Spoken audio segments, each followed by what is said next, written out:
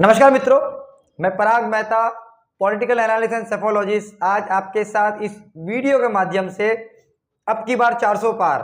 जितना जबरदस्त नारा था उतनी जबरदस्त कोशिश के बावजूद भी आखिरकार बीजेपी के गणित में कहां चूक हो गई कि वो 400 तो दूर 300 भी नहीं, एटलीस्ट 272 का जो मेजोरिटी का मार्क था वहां तक भी नहीं पहुंच पाई। बीजेपी को अपने दम पे सत्ता बनाने से रोकना क्या कहीं ना कहीं कांग्रेस का ये रिवाइवल प्लान तो नहीं था? इसी पर हम इस वीडियो में बात करेंगे। सबसे पहले इस चैनल को जरूर सब्सक्राइब कीजिए। मेरी हमेशा से यही कोशिश रही है कि आपको हमेशा कुछ ना कुछ नए यूनिक कंटेंट देने की कोशिश करूं। तो शुरू करते हैं। सबसे पहले बीजेपी को कहां नुकसान हुआ, इस पर बात करने से पहले बीजेपी 300 सीट कहां से जीतती थी, इस पर बात करना जरूरी है। इसके लिए हम भारत को यानी इंडिया को दो हिस्सों में डिवाइड करते हैं। उत्तर से लेके पश्चिम तक का एक हिस्सा, पूर्व से लेके दक्षिण तक का दूसरा हिस्सा। यानी उत्तर से लेके पश्चिम का जो बेल्ट है, इसमें जो राज्य आते हैं जैसे उत्तराखंड, उत्तर प्रदेश, मध्य प्रदेश, महाराष्ट्र, गुजरात, राजस्थान, पंजाब, हरियाणा, हिमाचल और दिल्ली, ये वो सारे राज्य है जहां पर बीजेपी अपने दम पर 250 से भी ज्यादा सीटें जीतती थी। इसमें से कुछ राज्य ऐसे हैं जैसे उत्तराखंड, मध्य प्रदेश, गुजरात, राजस्थान, हिमाचल और दिल्ली, यहां पर बीजेपी क्लीन स्वीप करती थी, यानी कि बीजेपी यहां पे सारी की सारी सीटें जीतती थी। वहीं कुछ जो राज्य है जैसे कि महाराष्ट्र और उत्तर प्रदेश, जहां 128 सीटें आती है, इन 128 सीटों में से बीजेपी 100 से भी अधिक सीट यहां से जीतती है। तो कुल मिलाकर देखा जाए तो उत्तर से जो पश्चिम का बेल्ट है, यहाँ पे अधिकतम राज्यों में बीजेपी क्लीन स्वीप करती है। और जो बड़े राज्य जैसे उत्तर प्रदेश और महाराष्ट्र, यहां पर बीजेपी ने 85% से भी ज्यादा का स्ट्राइक रेट रखा हुआ है। तो 250 से ज्यादा जो सीट है बीजेपी इसी बेल्ट के ऊपर से ले आती थी। अब हम पूर्व से लेकर जो दक्षिण का बेल्ट है इस पे बात करते हैं। तो पूर्व से जो दक्षिण के राज्य आते हैं जैसे पश्चिम बंगाल, बिहार, असम, ओडिशा, तेलंगाना, तमिलनाडु, केरल, कर्नाटका, आंध्र प्रदेश, ये वो सारे राज्य है जहां पर बीजेपी 50 सीटें भी नहीं जीतती थी। तो अब यूं कह सकते हो कि जो बीजेपी का स्ट्रॉन्गेस्ट बेल्ट था वो पश्चिम से लेके उत्तर तक का जो बेल्ट था यहां पर था। अब अगर हम कांग्रेस की बात करें तो कांग्रेस जो उत्तर से पश्चिम के बेल्ट है यहां पर काफी कमजोर थी। मतलब कि जहां बीजेपी स्ट्रांग थी यहां कांग्रेस कमजोर थी और कांग्रेस यहां पर 50 से भी कम सीटें जीतती थी। वहीं कांग्रेस पूर्व से लेकर जो दक्षिण का बेल्ट था यहां पर वो और अपने सहयोगी के दम पर 70 से 90 के आसपास सीटें जीतती थी। तो मोटा मोटा ये बताने की कोशिश की मैंने कि कहां पर बीजेपी स्ट्रांग थी और कहां पर कांग्रेस जो थी वो स्ट्रांग थी। अगर हम 2019 का जो टैली है यानी कि जो रिजल्ट है अगर उस बारे में बात करें तो बीजेपी को जो 303 सीटें मिली थी और एनडीए को जो 353 सीटें मिली थी, वो अधिकतम सीटें उत्तर से लेकर जो पश्चिम का बेल्ट था वहां पर जीती थी। और कांग्रेस ने जो 52 सीटें जीती थी और पूरे यूपीए ने मिलाकर 93 सीटें जीती थी, उसमें से अधिकतम जो सीटें थी वो पूर्व से लेकर दक्षिण के बीच की थी। तो इस हिसाब से मैंने आपको जो इंडिया को दो हिस्सों में डिवाइड करके कौन कहां पे ज्यादा स्ट्रांग था वो बताने की कोशिश की। आगे बढ़ने से पहले एक और इंपॉर्टेंट कैलकुलेशन है जिस पे बात करना बहुत जरूरी है, वो कि 543 लोकसभा की सीटों में से 131 सीटें ऐसी है जो SC ST रिजर्व्ड है। अब जो SC ST रिजर्व सीटें हैं यहां पर बीजेपी सत्ता आने से पहले यहां पर कांग्रेस का सबसे ज्यादा दबदबा था। अब यूं कह सकते हो कि दलित और आदिवासी जो वोट बैंक है ये कांग्रेस की कमिटेड वोट बैंक में से एक है। लेकिन जब 2014 के बाद मोदी सरकार सत्ता में आती है तो मोदी सरकार ने अपने लाभार्थी मॉडल के जरिए यानी अपनी जन कल्याणकारी योजना के तहत इन लोगों को अपना लाभार्थी बनाया। तो लाभार्थी मॉडल की वजह से ये जो वोट बैंक पहले कांग्रेस की तरफ थी वो धीरे धीरे करके बीजेपी की तरफ शिफ्ट होने लगी। और अगर 2019 का अगर आप रिजल्ट देखोगे तो इन 131 सीटों में से 77 सीटें बीजेपी ने जीती थी और 32 सीटें कांग्रेस ने जीती थी। तो यानी आप ये कह सकते हो कि अपने लाभार्थी मॉडल के जरिए बीजेपी ने ये जो वोट बैंक थी जो कांग्रेस की तरफ थी उसको सक्सेसफुली अपनी तरफ शिफ्ट कर दिया था। आगे बढ़ते, जब इंडिया अलायंस का फॉर्मेशन हो रहा था तो इंडिया अलायंस के फॉर्मेशन की आड़ में कहीं ना कहीं कांग्रेस पार्टी अपने रिवाइवल का प्लान भी देख रही थी, यानी कि अपने रिवाइवल प्लान को एग्जीक्यूट करने का सपना देख रही थी। क्या हो सकता है अनुमानित? कांग्रेस का रिवाइवल प्लान ऐसा समझा जा सकता है कि कांग्रेस सबसे पहले जो अपनी सीटों का टोटल था वो डबल करना चाहती थी, यानी कि जो 50 सीटें जीतती थी वो 50 से लेके 100 सीटों के आसपास उनका जीतने का लक्ष्य था। तो ये सीटें कहां से आ सकती है, तो उन्होंने टारगेट किया कि पूर्व से लेके दक्षिण में तो वो ऑलरेडी स्ट्रांग है, तो उत्तर से जो पश्चिम का बेल्ट है जहां पे वो कमजोर है और बीजेपी ज्यादा स्ट्रांग है, तो यहां पर बीजेपी को कम से कम 50 से 60 सीटों का नुकसान पहुंचा कर ये सीटें अगर कांग्रेस अपने खेमे में लेके कामयाब होती है तो उत्तर से पश्चिम की 50 से 60 सीटें और पूर्व से दक्षिण जहां पे वो ऑलरेडी स्ट्रांग है वहां की 70 से 90 सीटें अगर कुल मिलाकर थोड़ी मेहनत की जाए तो 170 या 180 सीटों के साथ वो एक मजबूत विपक्ष के रूप में लोकसभा में बैठ सकती है, जिसका नतीजा ये होगा कि वो सरकार के ऊपर अपना दबाव बना सकती है। वो इस प्रकार से कि अगर बीजेपी को जो उसका स्ट्रॉन्गेस्ट बेल्ट है यानी कि उत्तर से पश्चिम का जो बेल्ट है यहां पर उसको 50-60 सीटों का नुकसान पहुंचाया तो बीजेपी अपने दम पर सरकार बनाने में असफल रहेगी, यानी कि बीजेपी को सरकार बनाने के लिए उसको अपने सहयोगी दलों का सहारा लेना पड़ेगा। इस सिचुएशन में ऐसा समझा जा सकता है कि मोदी जी जो अपने मन चाहे फैसले वो आसानी से नहीं ले पाएंगे, जिसका फायदा कांग्रेस पार्टी और विपक्ष को होगा और वो लोकसभा के अंदर बीजेपी के ऊपर दबाव बना सकती है। और अगर बीजेपी अपने सहयोगी दलों के साथ अगर सरकार बनाने में नाकामयाब होती है तो थोड़ा गठजोड़ और कर कांग्रेस सरकार बनाने का दावा पेश करेगी। तो इसी प्रकार के हो सकता है शायद कांग्रेस का रिवाइवल प्लान रहेगा। तो जब इंडिया अलायंस के अंदर सीटों का बंटवारा हो रहा था उसमें दो चीजों का सबसे ज्यादा ध्यान रखा था, यानी कि जो अलायंस पार्टनर की ताकत जिस स्टेट में सबसे ज्यादा है वो वहां सबसे ज्यादा सीटों पे चुनाव लड़ेगा। दूसरा, सीटों के बंटवारे के तहत जो जातिगत समीकरण होता है यानी कि सोशल इंजीनियरिंग जिसको कहते हैं उसका भरपूर उपयोग करना। मिसाल के तौर पर अगर हम उत्तर प्रदेश की बात करते हैं तो उत्तर प्रदेश के अंदर समाजवादी पार्टी की सबसे ज्यादा ताकत है, तो यहां पर समाजवादी पार्टी सबसे ज्यादा सीटों पर चुनाव लड़ेगी। अब अगर हम उत्तर प्रदेश के जातिगत समीकरण की अगर बात करें तो यहां पर 20% के आसपास में सवर्ण वोटर है।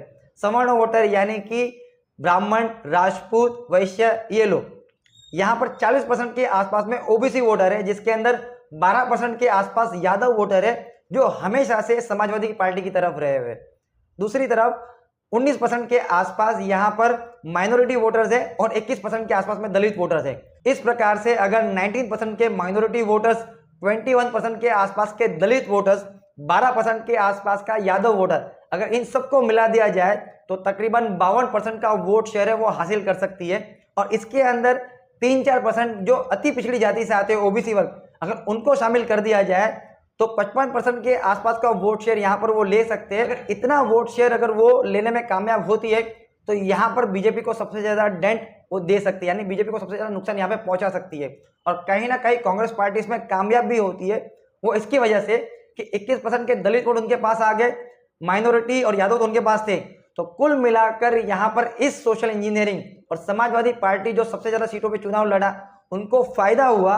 उस वजह से रिजल्ट ये आया कि बीजेपी को यहां पर 29 सीटों का नुकसान हुआ, यानी कि लास्ट टाइम बीजेपी ने जो 62 सीटें जीती थी उसकी बजाय बीजेपी ने यहां पर इस बार से 33 सीटों से ही समाधान लेना पड़ा।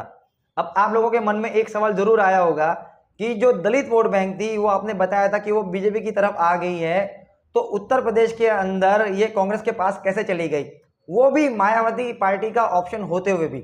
उसका सिंपल सा एक ही जवाब है, अब की बार 400 पार। वो इस प्रकार से कि जैसे मोदी जी ने नारा दिया अब की बार 400 पार का, तो विपक्ष ने सवाल उठाए कि सत्ता बनाने के लिए 272 सीटें पर्याप्त है तो आपको 400 पार क्यों चाहिए। तो जहां एक तरफ विपक्ष सवाल उठा रहा था कि आपको 400 सीटें क्यों चाहिए, वहीं दूसरी तरफ बीजेपी के जो बड़बोले नेता थे जैसे लल्लू सिंह, ज्योति मिर्धा, अरुण गोविल और अनंत कुमार हेगड़े, इन लोगों ने अपने बयानों में यह कहा कि अगर संविधान को बदलना है तो 400 सीटें जीतना जरूरी है। बस यही बयानों को विपक्ष ने मुद्दा बना दिया। खास करके कांग्रेस पार्टी के जो नेता है मल्लिकार्जुन खड़गे, जो खुद एक दलित समुदाय से आते हैं, उन्होंने ये मुद्दा उठाया कि अगर बीजेपी 400 सीटें जीत गई तो बाबा साहेब आंबेडकर का जो संविधान है उसको बदल देगी। यही मुद्दे के ऊपर उन्होंने एक नैरेटिव सेट किया, जिसकी वजह से जो दलित वोट बैंक थी और दलित के साथ साथ में जो अति पिछड़ी जाति से लोग आते हैं, ये लोग बीजेपी से धीरे धीरे शिफ्ट होकर कांग्रेस की तरफ आ गई। इससे आप समझ सकते हो कि जो दलित और अति पिछड़ी जाति के जो लोग थे, इन्होंने भगवान श्री राम को प्रणाम करते हुए संविधान को गले लगा दिया, क्योंकि कहीं ना कहीं संविधान इनकी आत्मा होती है। अब हम बात करते हैं मायावती की। मायावती को सबसे पहले इंडिया अलायंस ने ऑफर किया था कि वो भी उनके साथ गठबंधन करे, लेकिन मायावती के इनकार करने से जो इंडिया अलायंस है, इन्होंने यूपी में ये नैरेटिव सेट किया कि कहीं ना कहीं मायावती जो है वो वोटों का ध्रुवीकरण करना चाहती है ताकि बीजेपी को फायदा पहुंचा सके। तो कहीं ना कहीं मायावती बीजेपी की बी टीम के रूप में काम कर रही है। इस नैरेटिव को बहुत अच्छे तरीके से इंडिया अलायंस ने दलित और जो अति पिछड़ी जाति के लोग थे उन तक पहुंचाया, और कहीं ना कहीं वो कामयाब भी हुए, जिसका रिजल्ट ये आया जो दलित और अति पिछड़ी जाति के जो लोग थे वो बीजेपी से किनारा कर कांग्रेस की तरफ शिफ्ट हो गए। इसका रिजल्ट ये आया कि यूपी के अंदर बीजेपी जो लास्ट टाइम 62 सीटें जीती थी, उसके बदले 33 सीटों में उनको समाधान करना पड़ा। तो एक बहुत बड़ी जीत यहाँ पर इंडिया अलायंस की यूपी में हो गई, जिसकी वजह से बीजेपी को यहाँ से 29 सीटों का नुकसान हुआ। सेम तरह का समीकरण और सेम तरह के फॉर्मूले से उनको महाराष्ट्र के अंदर भी नुकसान पड़ा। वो इस तरह से कि महाराष्ट्र के अंदर उद्धव बाळासाहेब ठाकरे की जो शिवसेना थी, उनकी सबसे ज्यादा ताकत थी। तो यहाँ पर यूबीटी सेना ने सबसे ज्यादा सीटों पर चुनाव लड़ा। तो यूबीटी सेना के मराठी वोटर्स, कांग्रेस के माइनॉरिटी वोटर्स, प्लस यहाँ पर 11% के आसपास में दलित वोटर्स है, इन सबको मिलाकर गठजोड़ कर इन सबको एक किया। साथ ही साथ में जो मराठा आरक्षण का जो मुद्दा था, तो जो ओबीसी वोट बैंक की जो नाराजगी थी, उनको भी इनमें शामिल किया। तो कुल मिलाकर ये सबको साथ में जोड़कर इंडिया अलायंस ने यहाँ पे बहुत स्ट्रांगली चुनाव लड़ा, जिसका रिजल्ट ये आया कि महाराष्ट्र के अंदर जो बीजेपी ने 23 सीटें जीती थी, उसके बदले सिर्फ 9 सीटों में सिमट के रह गए और यहाँ पे उनको 14 सीटों का नुकसान हुआ। कहीं ना कहीं महाराष्ट्र में जो बीजेपी को एक बड़ा नुकसान हुआ, उसकी ये वजह भी हो सकती है कि महाराष्ट्र के अंदर उद्धव ठाकरे के फेवर में काफी सारी सहानुभूति थी। इस सहानुभूति को बीजेपी पहचान न सकी, उल्टा वो कहता ना कि जले पे नमक छिड़कना। प्रधानमंत्री नरेंद्र मोदी ने कुछ ऐसे बयान किए जिसकी वजह से जो यूबीटी सेना के वोटर्स थे, उनमें उद्धव ठाकरे के प्रति और सहानुभूति जाग गई। वो इस प्रकार से कि उद्धव ठाकरे की सेना को नकली सेना कहना, नकली औलाद, इस प्रकार के जो बयानबाजी दिए गए, उस वजह से ये जो सेना के वोटर्स थे उनमें जो सहानुभूति थी वो काफी सारी बढ़ गई। तो ये एक और वजह हो सकती है जहां पर बीजेपी को बहुत सारा नुकसान झेलना पड़ा। आगे बढ़ते हैं गुजरात और राजस्थान की तरफ। गुजरात और राजस्थान में कांग्रेस ने 1-to-1 चुनाव लड़ा। यहां पर उसने किसी के साथ अलायंस नहीं की, लेकिन गुजरात के अंदर जो राजकोट लोकसभा सीट है, यहाँ पर केंद्रीय मंत्री पुरुषोत्तम रूपाला ने अपने प्रचार के दौरान क्षत्रियों के खिलाफ कुछ टिप्पणी कर दी, जिसके कारण जो क्षत्रिय थे वो नाराज हो गए और उन्होंने ये डिमांड की कि जो उम्मीदवार है उसको बदला जाए, वरना हर सीट के ऊपर हम जो है विरोध करेंगे। हालांकि पुरुषोत्तम रूपाला ने माफी भी मांगी। बीजेपी ने क्षत्रियों को काफी सारा कन्विंस करने की कोशिश भी की, लेकिन क्षत्रिय माने नहीं। रिजल्ट ये आया कि जो आंदोलन सिर्फ गुजरात में शुरू हुआ था, वो गुजरात से होते हुए राजस्थान तक पहुंचा। गुजरात के अंदर तो इस आंदोलन का ज्यादा इंपैक्ट नहीं हुआ, लेकिन एक बड़ी बात जरूर हो गई कि लास्ट 2 टर्म से जो बीजेपी यहाँ पे क्लीन स्वीप करती थी, उसकी बजाय 1 सीट का नुकसान को यहाँ पर पड़ा। यानी 10 साल बाद कांग्रेस ने बनासकांठा सीट से अपना खाता खोला। यानी बीजेपी जो गुजरात क्लीन स्वीप करती थी, उसकी बजाय यहाँ पर 1 सीट उनको गंवानी पड़ी। आगे बढ़ते हैं राजस्थान की तरफ। राजस्थान के जो सीएम है अशोक गहलोत, इनको आर्किटेक्ट ऑफ सोशल इंजीनियरिंग कहा जाता है, यानी जातिगत समीकरण करने में वो माहिर है। उन्होंने यहाँ के दलित, जाट और मुस्लिम वोटरों को साथ में किया ही किया, लेकिन जो क्षत्रियों का आंदोलन जो राजस्थान तक पहुंचा था, तो क्षत्रिय वोटर्स को भी उन्होंने इसके साथ मिला लिया, जिसके कारण एक मजबूत अलायंस बनी, जिस वजह से बीजेपी जो राजस्थान में क्लीन स्वीप करती थी, उसके बजाय यहाँ पर उसको 14 सीटों के साथ समाधान करना पड़ा और 11 सीटों का नुकसान हुआ। तो कुल मिला के अगर हम देखते हैं कि उत्तर से जो पश्चिम का बेल्ट था, यहाँ पे यूपी में 29 सीट्स, महाराष्ट्र में 14 सीटें, गुजरात में 1 और राजस्थान में 11 सीट, कुल मिला के जो 55 सीटों का नुकसान बीजेपी को उत्तर से पश्चिम के बेल्ट में हुआ। हालांकि बीजेपी को बहुत अच्छे से पता था कि उसको उत्तर से जो पश्चिम का बेल्ट है, यहाँ पे उनको कुछ सीटों का नुकसान हो सकता है। ये नुकसान की भरपाई करने के लिए बीजेपी ने पूर्व से जो दक्षिण का बेल्ट था, यहाँ पर मेहनत करना शुरू कर दी और मिशन साउथ की शुरुआत कर दी। यहाँ पर बीजेपी ने जहां लगा कि अलायंस के साथ चुनाव लड़ना चाहिए, वहां उन्होंने अलायंस के साथ चुनाव लड़ा। जैसे आंध्र प्रदेश के अंदर टीडीपी के साथ अलायंस की, बिहार के अंदर जेडीयू के साथ, कर्नाटक के अंदर जेडीएस के साथ, और जहां उनको लगा कि अकेले चुनाव लड़ने में ज्यादा फायदा है, वहां उन्होंने अकेले चुनाव लड़ा। जैसे असम, ओडिशा और तेलंगाना में रिजल्ट भी उनके फेवर में आया। असम के अंदर बीजेपी ने 9 सीटें जीती, ओडिशा के अंदर 20 सीटें जीती, तेलंगाना के अंदर 8 सीटें जीती, वहीं आंध्र प्रदेश में 3 और केरल जहां लोग सोच नहीं सकते थे कि कभी बीजेपी का यहां पे खाता खुलेगा, वहां पर भी बीजेपी ने एक सीट जीती। जहां एक तरफ बीजेपी को फायदा हुआ, वहां दूसरी तरफ उसको नुकसान भी हुआ। नुकसान इस प्रकार से कि जो 2019 के चुनाव में बीजेपी ने कर्नाटक और पश्चिम बंगाल में जो बेहतर प्रदर्शन किया था, यहां पर उनको नुकसान पड़ा। अगर हम पश्चिम बंगाल की बात करते हैं तो यहां पर बीजेपी ने लास्ट टाइम 18 सीटें जीती थी। तो बीजेपी को इस बार उम्मीद थी कि इस बार हो सकता है शायद वो 24 से लेकर 26 सीट जीत सकते हैं, ऐसा उनको अनुमान था। उस प्रकार से उन्होंने धुआंधार प्रचार भी शुरू किया और संदेश खली जो बहुत चर्चित प्रकरण था, उस संदेश खली के मुद्दे को उन्होंने पूरे बंगाल में चलाया। संदेश खली मुद्दे के काउंटर में ममता बनर्जी ने जो ग्राउंड लेवल के जो वोटर्स थे उनको संपर्क कर उनको जन कल्याणकारी योजनाओं की तरफ आकर्षित करने का प्रयास किया। मिसाल के तौर पर बंगाल के अंदर काफी सारे महिला वोटर्स थे, तो महिला वोटर्स को अट्रैक्ट करने के लिए उनके लिए लक्ष्मी भंडार नाम की जो योजना है उसका प्रचार किया।